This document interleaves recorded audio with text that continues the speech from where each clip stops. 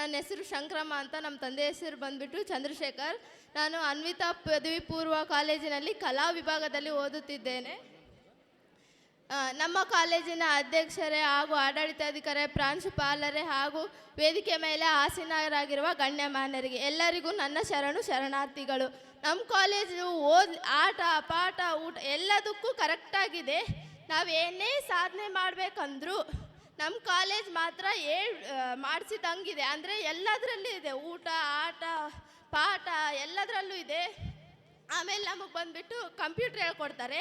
ಯಾವ ಕಾಲೇಜು ತುಂಬ ಸ್ಪೆಷಲ್ ಇದೆ ಅಂದರೆ ನಮ್ಮ ಕಾಲೇಜ್ ಅನಿಸುತ್ತೆ. ಯಾಕಂದರೆ ಎಲ್ಲ ಸ್ಪೆಷಾಲಿಟಿ ಇದೆ ಕಾಲೇಜಲ್ಲಿ. ಕಂಪ್ಯೂಟ್ರು, ಸ್ಪೋಕನ್ ಇಂಗ್ಲೀಷು, ಬಸ್ ಆಮೇಲೆ ಬಸ್ಸಿಂದ ಹಳ್ಳಿಯವರಿಗೆ ಜಾಸ್ತಿ ಇದಾಗಬಾರ್ದು ಅಂತೇಳಿ ಬಸ್ ಸ್ಟ್ಯಾಂಡ್ ಹತ್ರ ಬಸ್ ಬರುತ್ತೆ. ಅದಾದಮೇಲೆ ಬಂದು ಕಾಲೇಜ್ ಥರ ಬಿಡುತ್ತೆ.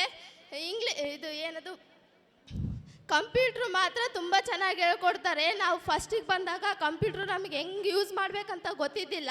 ಇಲ್ಲಿಗೆ ಬಂದಮೇಲೆ ರೆಗ್ಯುಲರ್ ಆಗಿ ಕ್ಲಾಸಿಗೆ ಕೂತು ಕಂಪ್ಯೂಟ್ರ್ ಕಲ್ತ್ವಿ. ಅವಾಗ ಗೊತ್ತಾಯಿತು ಕಂಪ್ಯೂಟ್ರ್ ಹೇಗೆ ವರ್ಕ್ ಮಾಡಬೇಕು, ಕಂಪ್ಯೂಟ್ರಲ್ಲಿ ಹೆಂಗೆ ವರ್ಕ್ ಮಾಡಿದರೆ ಹೆಂಗಿರುತ್ತೆ ಅಂತ ಅವಾಗ ಗೊತ್ತಾಯ್ತು ನಮಗೆ. ಆಮೇಲೆ ಕಂಪ್ಯೂಟ್ರ್